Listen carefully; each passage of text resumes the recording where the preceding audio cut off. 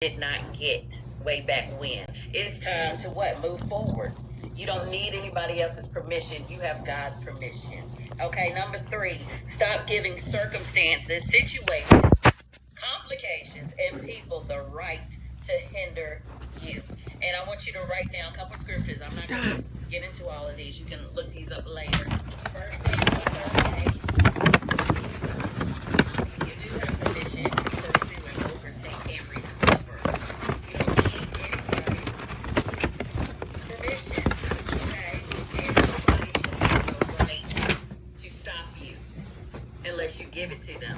Nobody has the authority to hinder you unless you give them the authority. No. Stop. I tell boys all the time, the greatest hindrance that you will ever have in your life is not the devil, it's yourself. Right. That's true. We want to blame the devil for everything. And yeah, he plays a part. But I'm just saying, you have to agree with what he's saying about you. You have to agree with the lies that he's saying about you. Stop. You know, don't agree with him anymore.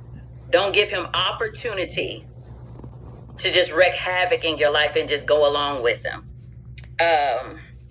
So number 1, kill the time wasters. 2, no more waiting for permission to pursue. 3, stop giving circumstances, situations, complications, and people the right to hinder you.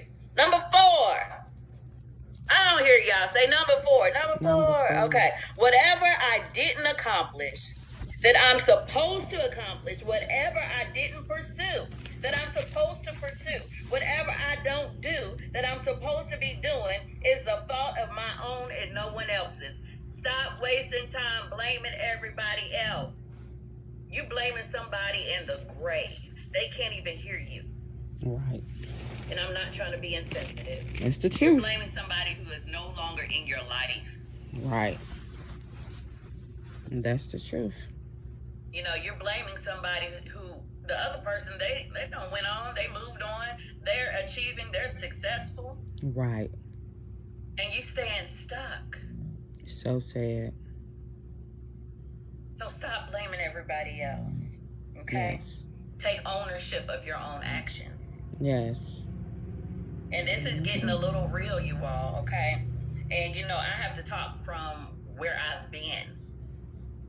So I don't have to like read a bunch of stuff and then try to make up something to talk about. I've dealt with low self-esteem. I dealt with depression and all this stuff. So number 5, depression and fear must have permission by its owner to stay around.